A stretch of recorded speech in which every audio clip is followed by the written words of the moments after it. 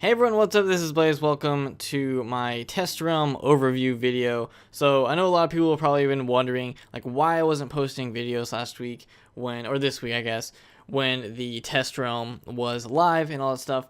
Well, that's because I was out of town for spring break. I had a pretty good idea that test realm was going to be released this week, and it happened to come out on Wednesday. And on Tuesday, I was in Disneyland because I was visiting my girlfriend in California. And I was in Disneyland when they released the MMORPG article about the new socketing system. So I was reading through that while I was in one of the restaurants in Disneyland. So that was kind of fun, just going through that. And then, of course, on Wednesday, they actually released the test realm and people were able to get on it. And I was on it for a little bit on Wednesday, but we didn't do too much. We did like one of the gauntlets and kind of looked at the jewel stuff, but that was it. So this next week is when I will be going in depth on everything. So this video is just kind of going over everything because test realm unfortunately closes on weekends, so I'm not able to go on it right now. If it was open, then I would definitely be doing videos, but we have to wait till Monday for those. So for now, we're just gonna be looking through everything because I haven't really gone through all the stuff and made a video on it yet because I haven't had time. So back from spring break, time to get down to business with the new test realm stuff because there is a lot of really cool things in this test realm for the spring update. It's a pretty big spring update, so let's go ahead and get started with jewel socketing. So jewel socketing is one of the staple things that is a part of this test realm because it affects almost every wizard level in the game up until once you hit level 15, then you're able to start socketing items. And it seems like there is a vendor for socketing in every single world, and it just kind of ramps up with levels. So in Wizard City, the level starts at 15, and that is where this new shop is. I'm not really sure where the other vendors are for the jewel socketing, but I'm sure we'll find them eventually. I'll probably make a video just on this because it's such a pivotal thing that everyone's going to be going for these jewels and farming for them, and finding which one is going to be best for their gear and what they're going for. So it's really important with this new jewel crafting system. It's jewel crafting, and then it's also you can just get jewels from bosses. When we were doing the Battle of the Bands gauntlet, I actually got one of the jewels that gave 8% power pip, and it was one of the socketed gems. And I mean, I could have socketed it, but I didn't want to yet because I was like, well, maybe they'll find something better. So that's kind of how the socketing system is going to work. I mean, basically, you can socket it at any time. I thought you could only socket it when you were at this station, but you can socket it wherever you are, and except if you're in a battle. And this crafting station is just for crafting jewels. And the thing about crafting jewels is it's a completely random jewel. So I don't know. I think you like know if it's going to be a high level jewel, but you don't know what the exact stats are going to be. So it's kind of random on that. But basically, yeah, new jewel crafting. I'll make a whole video over this, kind of going in depth on everything and seeing what kind of jewels I already have and that kind of stuff. I can't really zoom in on this picture, but I can kind of see this one's blemished accurate jade plus 5%. That could be plus 5% resist. Does it even say? It doesn't even say. I don't know. I think these are just like examples. I don't know if it actually says what they are, but jewel socketing is pretty easy to use, and what's going to be awesome is in the walkthrough we're going to be getting these jewels as drops, so we'll be socketing kind of random stuff, whatever jewels that we get into our gear. So it's not like we're going to have the exact same gear as every other person that leveled up with this school, because someone can get a jewel that's really good, someone can get one that's pretty bad. It just kind of depends, and it's kind of luck of getting these jewels. So basically, this is how it's going to work. You have this screen for socketing, and you can craft them to, on some pieces of gear, the sockets are going to be locked. You need these socket wrenches to open them, or you can pay crowns to open them. And then, of course, there's the jewel crafting station. There's also, I think, jewel crafting quests, so I'll be doing those as well. But, yeah, there's a whole new jewel slot, jewel page on your backpack for that kind of stuff. So, jewel's really cool. A lot of awesome stuff going on with that, but of course I'll go more into detail when I'm able to go on the test realm.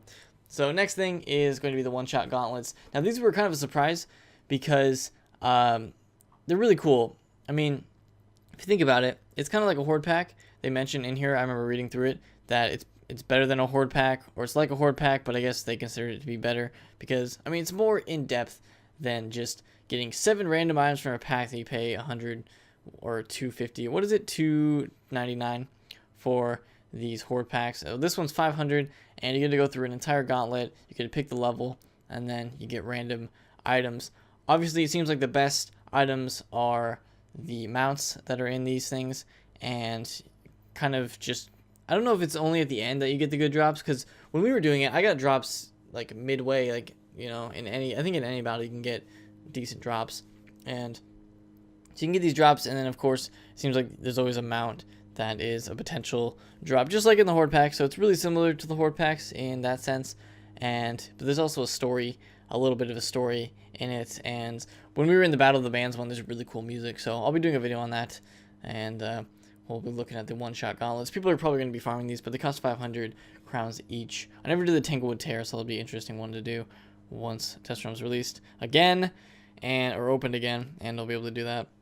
So the other major update in the test room right now is Dragonspire fishing, and I was already pretty hyped for this because I wanted new fishing and new worlds to be able to fish in, and the lava fishing seemed really cool. Well, they took it to the next level with this Dragonspire fishing, because they not only added rank 3 lures and new spells and all that stuff, but the fish in these lava ponds are super cool. I've just seen a few of them on Twitter that people posted, and they look really, really cool. I'm not sure if they mention the sentinels. Yeah, they do. Okay, here. Sentinels are a tricky new type of fish that are out to keep their fellow fishy friends from being caught. You need to use all of the tools at your disposal to outwit the sentinels. Basically, what these sentinels can do is they can, like, make your... I haven't actually seen this, but from what I heard is they can, like, stop you from catching other sentinels if you're near, like, a few of the sentinels, and because they don't want their friends to be caught. So that's a really interesting new mechanic for fishing. Plus, the sentinels look really cool, so I'll be really excited to be fishing in Dragonspire, and if there's a new quest, which I think there is, then we'll be doing that. So that'll be one thing that I probably spend a lot of time in with the test room, is this new Dragonspire fishing.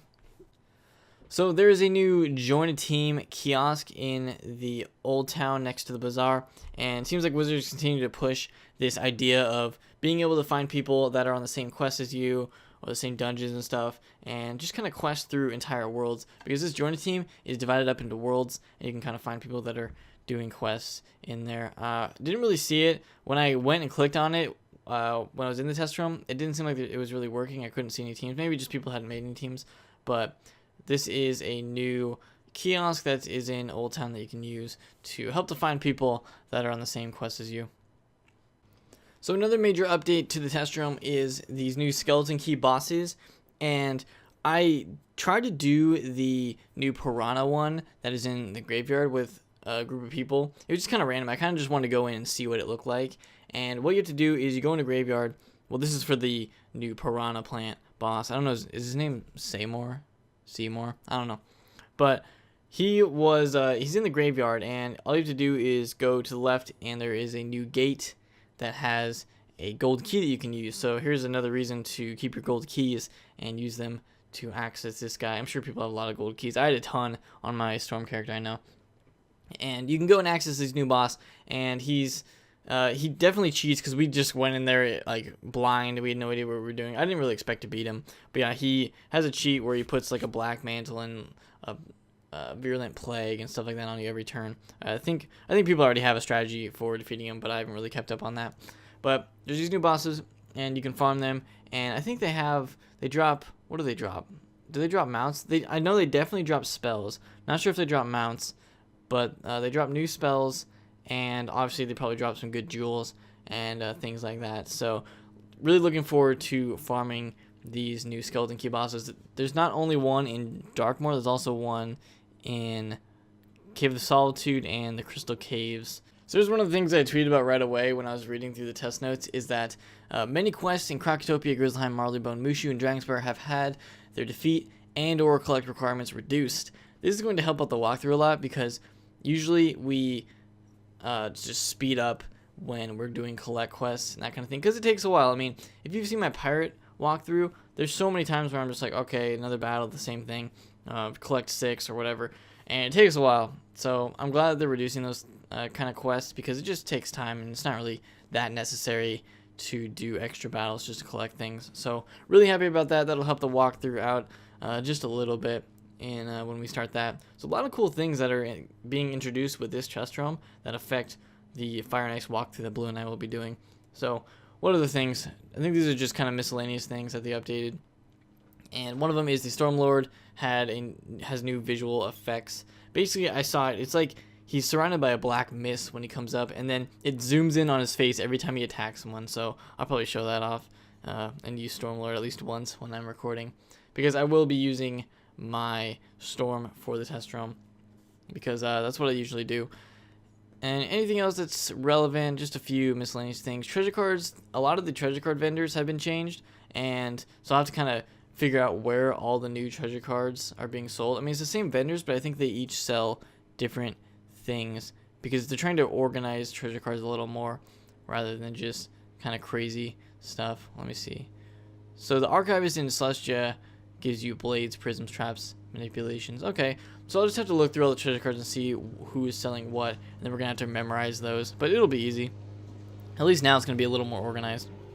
So there seems to be a new broadcast option for when you're in your house and you want to send a message to everyone in your entire house. You can have an option to do that. There's now a triple gardening plot that looks pretty cool that you can place in your house. I think hopefully you can buy these with gold, but those look pretty cool.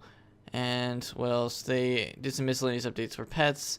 The badges have had an update on how they're organized, which I'm really happy with, because Pirate 101 had this, and I was waiting for Wizard to do it, so you don't have to click through like 45 pages of badges to get to the one you want. Now you can just click like, oh, yeah, I want to see the fishing badges. I don't have to click 45 times or whatever. I can just click the fish. I can click the fish icon. So here's these. And also when I was looking at these, when I was briefly in test room, these kind of encourage you to go for badges, because it says how many badges you've gotten in Grizzleheim, how many badges you've gotten for fishing. So it kind of encourages you to go for badges more. So I think it's just about going to wrap it up for this video. First week of test room is already over. Seemed to go really fast. I mean, it was Wednesday through Friday, so that's not that long. But it starts again on Monday, March 30th. So that is when I will be doing test room stuff, starting videos on that Monday. It's going to be a busy week for me because I start school back up again from spring break, and, you know, test room and all that stuff. So, oh, it closes on Thursday. Dang it. Why doesn't it go through Friday again? Okay, well, that is going to be it for this video. So leave a like if you guys have enjoyed it. Be subscribed to my channel so you know when I post all those test room videos. They're going to be going up starting Monday with, you know, probably the gauntlets and jewel stuff and all of that. But it's going to be a lot of stuff to cover, and it's going to be a lot of fun as well. So I highly encourage you guys to be subscribed so you see all that stuff on my channel. But thanks for watching, and I will see you all next time.